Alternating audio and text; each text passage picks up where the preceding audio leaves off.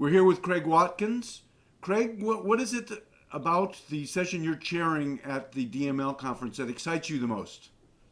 Well, I'm really sort of excited about this whole strand of panels and workshops and invited sessions that we're doing around young people's engagement with digital media, particularly this idea of sort of young voices and youth activism. And, and the whole sort of theme of the conference, the thrust of the conference is around this idea of sort of designing for future learners.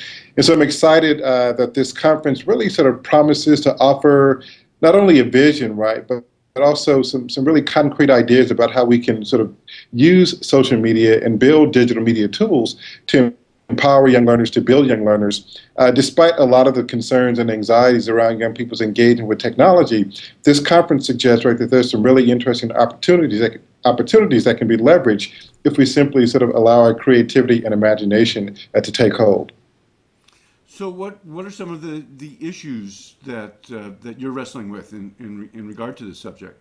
I think some of the issues that I'm kind of grappling with in terms of this topic is really beginning to think in more nuanced ways about what are both the risks and the opportunities associated with young people's deeper and deeper immersion into the social media universe.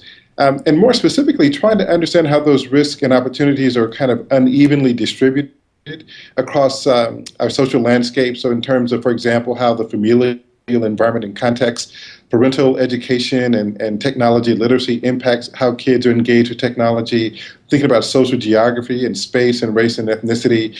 I think we are sort of at an interesting point where we understand that those old sort of narratives about the digital divide are no longer really in place today, and really thinking about the kinds of dramatic shifts that have kind of occurred over the last 10 years or so, and how it establishes some really interesting risks and opportunities for communities that we haven't necessarily always associated with being engaged with technology, but increasingly are engaged. That's Latino youth, African American youth, growing up in less affluent households and communities, immigrant youth, youth who don't speak English. And so there's just this wealth of opportunities to really think about, again, in some creative and imaginative ways, what young people are actually doing with technology, but also understanding the sort of things that structure and facilitate their engagement with technology.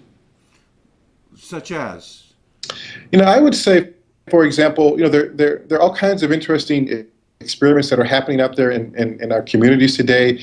And we really are sort of trying to build this conference in such a way that brings a lot of the teachers and educators and community and technology activists to the table for some very rich conversations about, how, efforts and strategies and visions to build new models of learning, both in and outside of school, kind of laboratories that allow kids to develop the kinds of digital media competencies and skills that encourage them to really become active participants in the social media world, but also connect it right to what's happening in their local communities. Also to connect that to their concerns and their anxieties about their future and about the world around them. And what we're really seeing are these opportunities to create not only young learners, but empowered learners, and not only empowered learners, but kind of critical citizens, young people who are thinking critically about their world, thinking critically about their communities, and leveraging their engagement with technology as a way to express those kinds of critiques, but also participate in the world that's around them.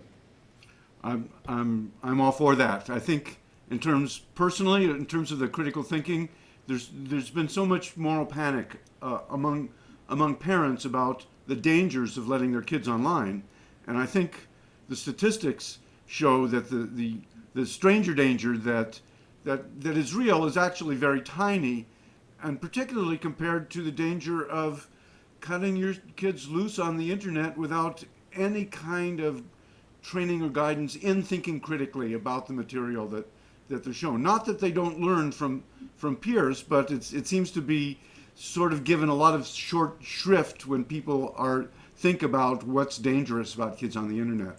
Yeah, no, I absolutely agree, and I think what we're beginning to see, Howard, over the last few years or so, is a subtle but I think important shift in terms of the conversations that we're having. I think parents are beginning to understand that this idea of building walls that prevent their kids from participating in the digital world. Even schools and teachers and educators, I think more and more are beginning to realize that building those walls just not only does it not make sense, but in many instances it's just a futile exercise. And so how do we begin to create conversations and create a dialogue and create institutions and infrastructures that really empower our kids to make smart decisions, empower our kids to really take advantage of this wealth of information and social networks that exist out there. And so I do think we're kind of at a point in time in the net's early history, in digital media's early history, and particularly young people's adoption of it. We're at a point in time where I think we're turning a really important corner, right? There are many corners to be turned, but one in which the conversation is less about, trying to keep kids away from technology, but rather trying to empower and equip them with the skills and competencies that enable them to be really sort of active and dynamic and critical citizens in their engagement with technology. Beautiful. Go, Craig. I like what you're saying. Thank you.